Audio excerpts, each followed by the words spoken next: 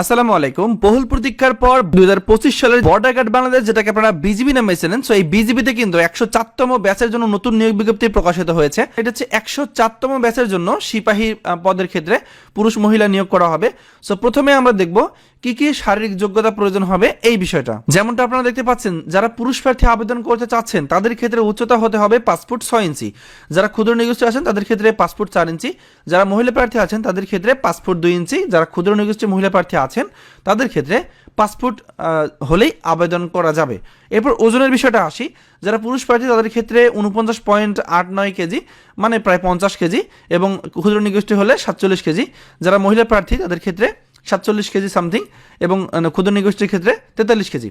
এবার বুকের মাপ স্বাভাবিক অবস্থায় পুরুষ প্রার্থীর ক্ষেত্রে 32 ইঞ্চি, এবং স্ফীত অবস্থায় বা বুক ভরা শ্বাস নেওয়া অবস্থায় 34 ইঞ্চি, এবং মহিলা প্রার্থীর ক্ষেত্রে স্বাভাবিক অবস্থায় হচ্ছে 28 ইঞ্চি, এবং বুক ভরা শ্বাস নেওয়া অবস্থায় বা স্ফীত অবস্থায় 30 ইঞ্চি। দৃষ্টি শক্তি 6/6, মানে কোনো ধরনের চোখের ত্রুটি থাকা যাবে না।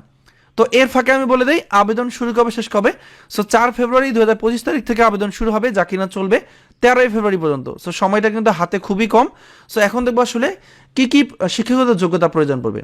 যেমনটা দেখতে পাচ্ছেন এখানে, শিক্ষাগত যোগ্যতা এসএসসি বা সমমানের পরীক্ষায় কমপক্ষে 3 পয়েন্ট পেতে হবে, এবং এইচএসসি বা সমমানের পরীক্ষায় কমপক্ষে 2.50 পেলে আপনি এখানে আবেদন করতে পারবেন পুরুষ মহিলা উভয়ের ক্ষেত্রে। আর বেতন